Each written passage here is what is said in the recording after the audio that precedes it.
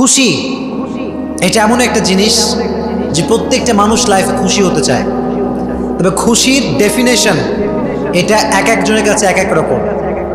কারো কাছে খুশির মানদণ্ড হচ্ছে টাকা, আবার কারো কাছে খুশির মানদণ্ড হচ্ছে বাড়ি, কারো কাছে ধন, কারো কাছে সম্পদ, কারো কাছে বিবি, তো কারো কাছে সুন্দরী নারী। এক একজনের ডেফিনেশন এক এক রকম। তো খুশির মাপকাঠি এক একজনের কাছে এক এক রকম।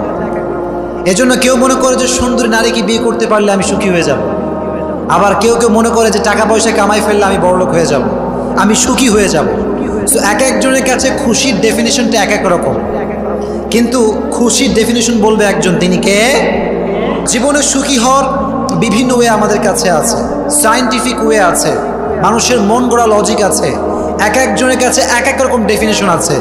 কিন্তু প্রকৃতপক্ষে খুশি হওয়ার সাজেশন দিবে আমাদেরকে একজন, তিনি কে? আল্লাহ বললেন খুশি হওয়ার প্রথম কাজ হচ্ছে আলা বিযিকরিল্লাহি তাতমাইন্নুল কুলুব। টাকা দিয়ে খুশি হওয়া যাবে না, ধন সম্পত্তি দিয়ে খুশি হওয়া যাবে না, সুন্দরী নারী দিয়ে খুশি হওয়া যাবে না। আল্লাহ বললেন আলা বিযিকরিল্লাহি তাতমাইন্নুল কুলুব। তোমরা যদি অন্তরে খুশি পেতে চাও, জীবনে সুখী যদি হতে চাও, জিকির করতে হবে একজনের, তিনি কে? আলা বিযিকরিল্লাহি তাতমাইন্নুল কুলুব। প্রশান্তি এবং সুখ এটা একমাত্র আল্লাহর জিকিরে রয়েছে। কার জিকিরে রয়েছে?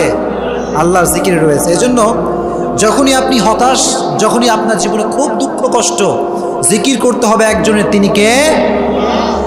এজন্য আল্লাহ বললেন টাকা দিয়ে সুখ অর্জন করা যাবে না, সুন্দরী নারী দিয়ে সুখ অর্জন করা যাবে না, জিকির করতে হবে একজনের, তিনি কে?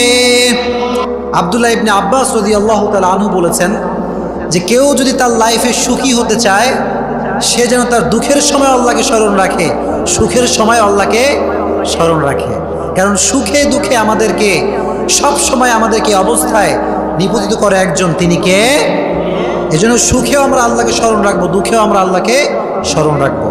আব্দুল্লাহ ইবনে আব্বাস রাদিয়াল্লাহু তাআলা আনহু বলেছেন যে যদি তুমি তোমার সচ্ছল অবস্থায় আল্লাহকে স্মরণ রাখতে পারো, তুমি যদি তোমার সুখের অবস্থায় আল্লাহকে স্মরণ রাখতে পারো, তো তোমার দুঃখের অবস্থায়, তোমার কষ্টের অবস্থায় তোমাকে স্মরণ রাখবে একজন, তিনি কে?